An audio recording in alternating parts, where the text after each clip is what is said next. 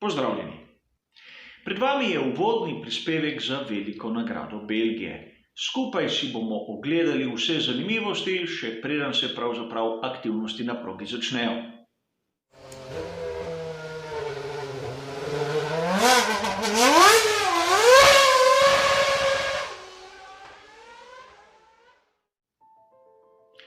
Vkolikor vas zanimajo zgodbe povezane z ovinki proge Spa-Francorchamps, bi vas rad povabil, da si ogledate prispevek, katerega sem napravil pred nekoliko dnevi. Bližnjico seveda dobite kot ponavadi v opisu, a danes bomo začeli ta uvodni prispevek s spremembami športnega pravilnika Formule 1, katere so stopile v veljavo pred veliko nagrado Belgije. Prva sprememba se je dotaknila števila članov ekip, kateri so lahko prisotni na posamezni dirki. Kot vidite, se je ta številka zvišala, a to ne pomeni, da bomo imeli več prisotnega tehničnega osebja. To bo ostalo nespremenjeno, a od velike nagrade Belgije bodo lahko ekipe zopet uporabljale tako imenovane hospitalitije, seveda samo za lastno uporabo, ne za zunanje člane, katerih pravzaprav ni prisotnih na progi.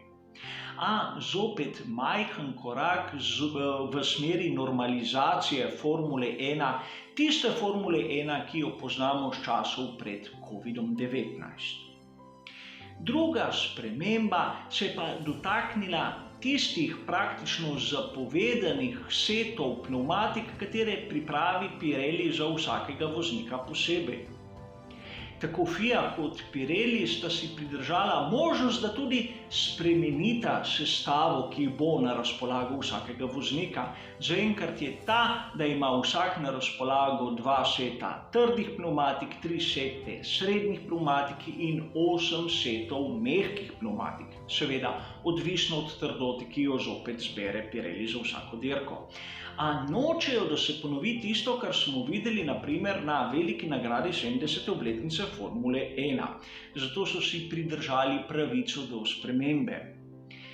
Zadnja zopet sprememba je pa tista, kateri smo že v bistvu malce govorili. V sezoni 2020 bomo videli kar nekaj prog, na katerih ekipe Formule 1 nimajo preveč izkušenj. In sprejeli so sklep, da ekipe ne smejo testirati ne z aktualnimi in ne s tistimi starejšimi bolidi Formule 1 na tistih progah, katere so nove v letošnji sezoni. Namreč še nekaj ekip ni porabilo tistih snemalnih dni in lahko bi izkoristile priložnost. Edini, ki so nekako izkoristili to priložnost, so bili pri Ferrariju, kjer so testirali na Mugellu, a takrat Mugello še ni bil uradno potrjen kot prizorišče velike nagrade Formule 1, zato ne smemo gledati tako na to zadevo. A vse ekipe so se s tem strinjale in prav je, da je stvar zapisana tudi v športnem pravilniku. Tudi tokrat se bom malce ustavil pri določenih zgodovinskih zanimivostih vezanih na veliko nagrado Belgije. A vkolikor so vam všeč tiste zgodbe iz 60. let, vas bom zopet prosil, da se ogledate tisti uvodni prispevek iz lanske velike nagrade Belgije. Zopet je bližnjica v opisu seveda, kjer sem povedal, kaj se je zgodilo naprimer leta 63 pa leta 66. Danes se bom posvetil v letu 1991 in zanimivemu ter čudnemu spletu okoliščin, kako je Michael Schumacher sploh prišel v Formulo 1. Namreč mi, navdušenci, ogromno pozornosti namenimo tistemu dogajanju na sami progi, ko gledamo dirke, a o vsem tistem, kar se dogaja v zakulisju, vemo v resnici izjemno malo. In da bi spoznali malce tudi to plat in kakšen splet okoliščin je bil potreben da bi enega največjih šampionov Formule 1, moramo v začetku spoznati malce osebnost Eddija Jordana. Ta je bil dolga leta lastnik znane ekipe Formule 3000 in konec leta 90 se je odločil narediti veliki korak, vstopiti v svet Formule 1. Predstavil je svoj prvi bolid namenjen tej kategoriji in kot vidite na fotografiji, ga je imenoval Jordan 911. In seveda, navdušenci dobro veste, da na to so se njegovi bolidi imenovali rahlo drugače, kajti 911, kjer tisti 910 predstavlja letnico 91 in zadnja enica pač Formulo 1, je podobna številka, kot jo uporabljajo pri znanem konstruktorju športnih avtomobilov Porsche. In seveda iz Stuttgarta so predstavniki Porscha klicali Eddija Jordana, če lahko spremeni to številko. In Eddie Jordan jim je zelo zagreto razlagal, kako je to povezano z ogromnimi stroški in birokracijo, katera je vezana na svet Formule 1. Zmenili so se, da bo Jordan šel v Stuttgart, kjer se bojo skušali domeniti, kako rešiti zadevo. In seveda sestanek se je zgodil. Po mnogih urah je Eddie Jordan klical svojo ekipo, naj bolid preimenujejo v Jordan 191.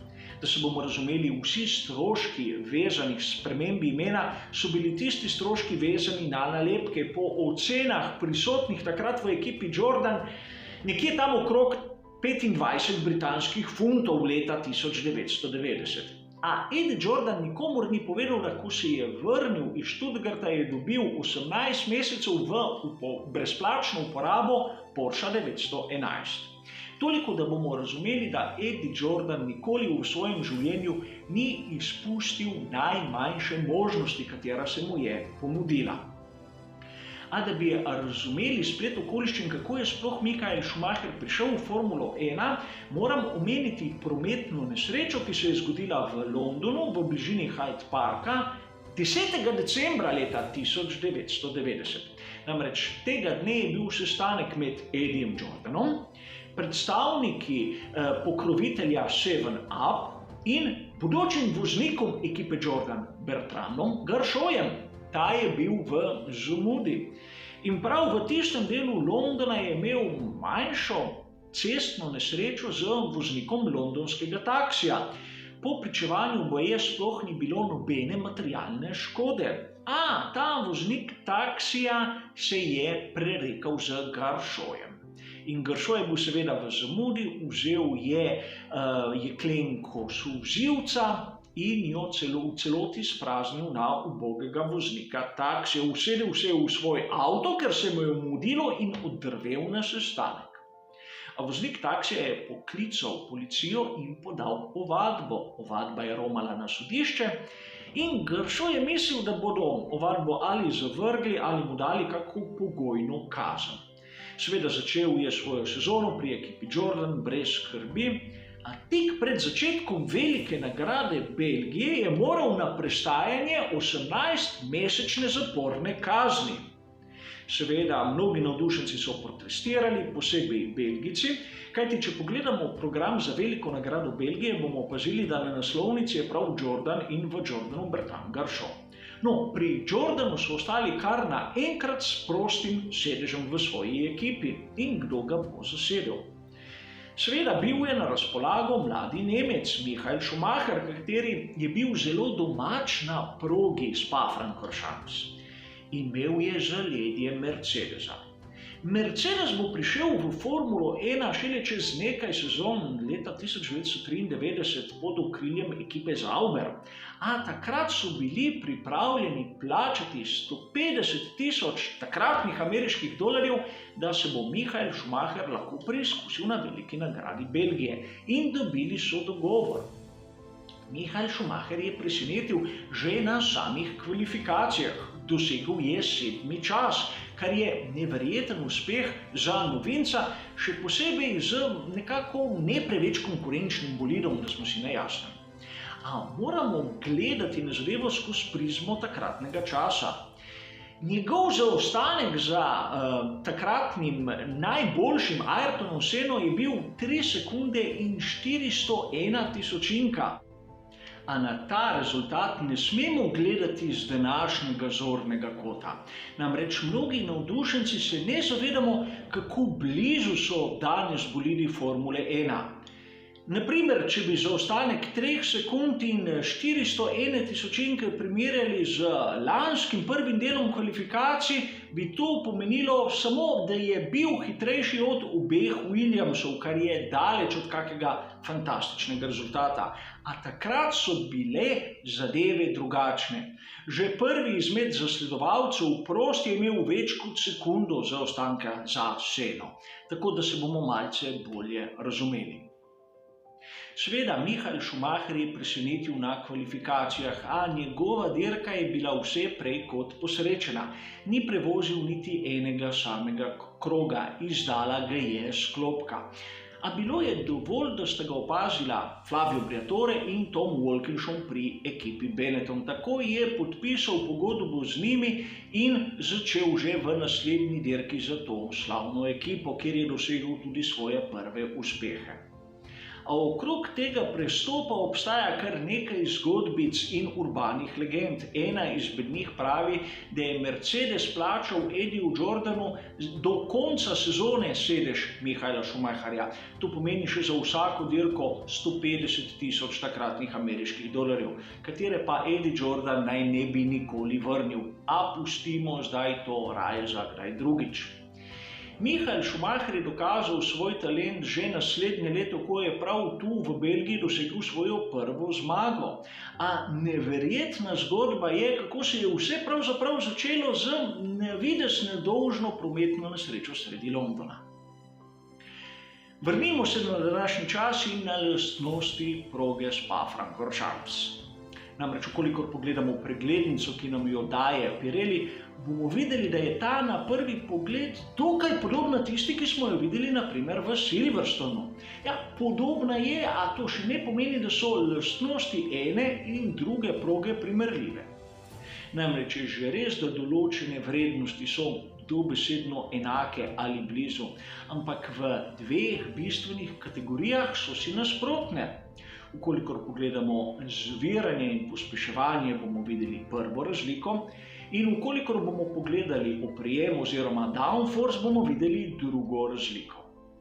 Če poenostavim, ukolikor smo rekli, da v progi Silverstone je pomembno imeti majhen zračni upor, posledično visoko končno hitrost, a velik aerodinamični oprijem, moramo priznati, da tu na progi Spa-Francorchamps je treba zopet imeti majhen zračni upor in posledično visoko končno hitrost, a izjemno dobro uravnoteženost bolida, predvsem na vhodu in izhodu iz ovinka.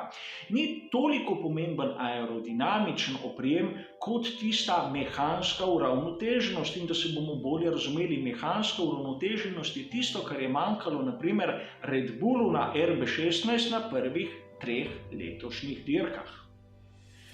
Upam, da ste razumeli, da gre za dve različni progi in članki, kot je naslednji, ki ga bom prikazal, nam ne kažejo prave slike. Namreč tu so začeli s teorijo, da ker bomo videli na progi v Spa-Francorchampsu za stopnjo mehkejše pneumatike, kot so bile lani, bomo lahko videli podobno predstavo, kot smo videli naprimer na veliki nagradi 70. obletnice Formule 1 v Silverstonu. Namreč ni preveč modro primerjati dve različni progi med sabo, bolj modro je primerjati eno in isto progo v dveh različnih izvedbah. Kolikor pogledamo, lani so res imeli vozniki na razpolago C1, C2 in C3 v svojem izboru. A če pogledamo, kako se je odvila dirka, bomo videli, da so jo po večini začeli na pneumatiki soft in nato po tisti prvi in edini menjavi nadaljevali na medium. In res, tiste C1 niso uporabili, te pneumatiki letos ne smejo uporabiti, kajti ni na razpolago. A tisti preostali dve sta, zato ne vidim, zakaj bi lahko imel kdo težave, kajti je res, pneumatike se bodo drugače imenovale, a trdote bodo iste. A zopet se je treba spomniti, da imamo tudi druge dejavnike, kateri lahko vplivajo na strategijo, in eden izmed njih je seveda vremenska napoved. Vremenska napoved za ta vikend, kjer bomo spremljali veliko nagrado Belgije, je precej enostavna. Imamo napovedane plohe in nevihte v petek, v soboto in v nedeljo. Seveda po raznih napovedih imamo različne intenzivnosti, a več ali manj vsi se strinjajo, da največja možnost dežja in ploh je pravzaprav v času kvalifikacij v soboto. A to ne izključuje dejstva, da bomo lahko videli tudi med dirko določena območja, kjer bo deževalo, lahko bo deževalo čez celo progo, lahko bo deževalo na začetku oziroma nekje na sredini dirke. Lahko tudi čez celo. Videli bomo, kaj bojo prinesle napovedi, kajti ne strinjajo se pravzaprav vsi okrog teh dejstev. A ni važno, strinjajo se pa skoraj vsi v tem, da bomo videli izjemno nizke temperature. Te bodo začele padati iz slabih 20, katere bomo videli nekje v petek, pa tam do okrog 15, kar bo temperatura zraka v nedeljo. Kaj nam to pove? Da zopet se bo razmerje moči postavilo na glavo, kajti v prednosti bodo tisti bolivi, kateri bolj ogrevajo pneumatike. In tu zopet lahko s prstom pokažemo na tovarniško ekipo Mercedes, prav tisto ekipo, katera naj bi bila oškodovala po mnenju nekaterih zato, ker imajo na razpolago mehkejše pneumatike. No, videli ste, da zadeve še zdaleč niso tako enostavne. Seveda, spremljal bom vse proste treninge in po koncu drugega prostega treninga bo prišel na vrsto tisti prispevek pred kvalifikacijami, kjer bom na začetku prikazal vse tehnične novosti, ki so jih pokazale ekipe, in seveda v drugem delu bom povedal, kako je moje videnje o razmerju moči pred samimi kvalifikacijami. Na strani Facebook Major Sway bomo spremljali v živo kvalifikacije, kjer boste imeli možnosti tudi postavljati vprašanja oziroma povedati vaše pripombe. Po kvalifikacijah bo sledil tisti prispevek tu na YouTubu, zadnji briefing, kjer bomo pogledali, kaj se je zgodilo na kvalifikacijah, pogledali ritem iz prostih treningov in nekako skušali napovedati, kaj bomo videli lahko na nedeljski dirki. Tudi nedeljska dirka bo spremljena v živo na Facebooku, zopet vabljeni, in po dirki seveda sledi običajen komentar. Kar pester urnik za to veliko nagrado Belgije, zato imejte se lepo, vidimo se na naslednjem prispevku. Za enkrat hvala za vašo pozornost in nasvidenje.